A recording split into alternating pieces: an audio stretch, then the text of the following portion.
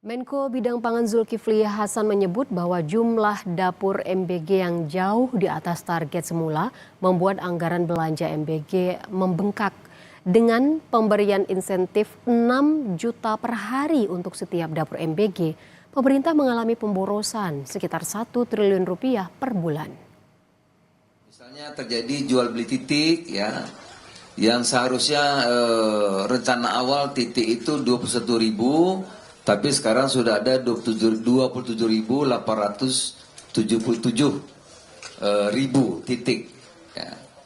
Nah, ada membengkak 6.877 titik. Ya, laporan Ibu Nani tadi barusan, kalau 6.877 penambahan, kalau 6 juta satu hari, maka 1 tahun ada 1 bulan. 1 bulan ada pengeluar lebih 1 triliun pemborosan. Berarti kalau 1 tahun berapa itu, Bu? 12 triliun. Saudara Kepala Staf Presiden Dudung Abdurrahman mengungkapkan adanya dugaan penggelembungan jumlah titik satuan pelayanan pemenuhan gizi atau SPPG dalam program makan bergizi gratis.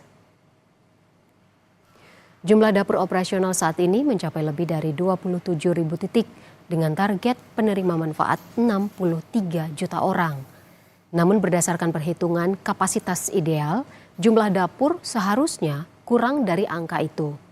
Kondisi ini memunculkan dugaan adanya penggelembungan titik dan insentif.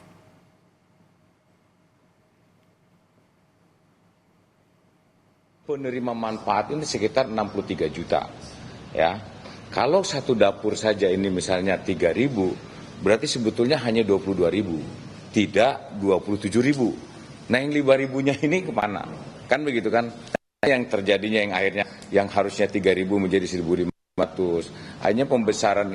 Tetapi yang 1.500 itu dikasihnya tetap 6 juta ya per harinya. Nah ini yang terjadi penggelembungan.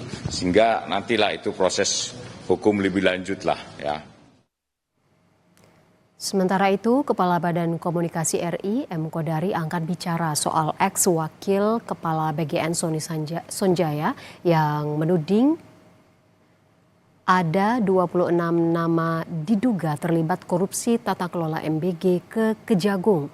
Kodari bilang penegakan hukum di Indonesia berjalan tanpa pandang bulu terhadap lini eksekutif, legislatif maupun yudikatif. Kodari menambahkan bahwa Kejaksaan Agung mengelompokkan temuan ke dalam 2 klaster besar. Klaster pertama berkaitan dengan ketidaksesuaian harga barang serta proses pengadaan.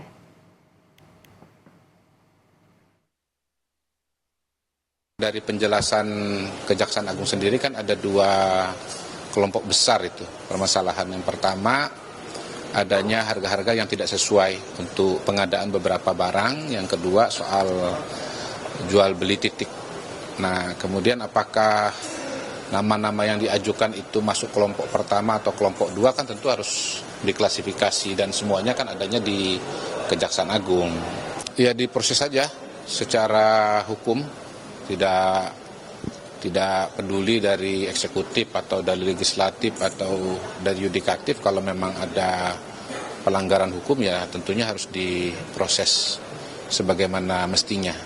Jadi tidak ada pengecualian seperti kata Bapak Presiden. Di bawah kepemimpinan baru, Badan Gizi Nasional akan merombak tata kelola MBG termasuk efisiensi anggaran. Langkah ini juga sejalan dengan upaya pemerintah untuk menyelamatkan APBN di tengah dinamika ekonomi global.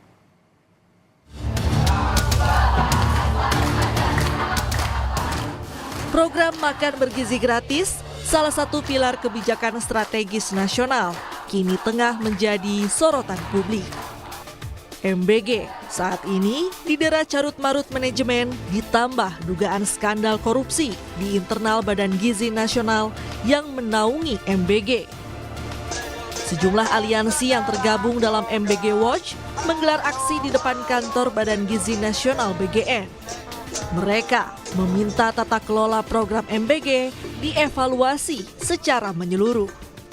Oh, hari ini masyarakat muak dan marah atas program makan bergizi gratis yang mengorbankan ribuan siswa keracunan dan juga mengorbankan uang masyarakat kebanyakan yang dibayar melalui pajak.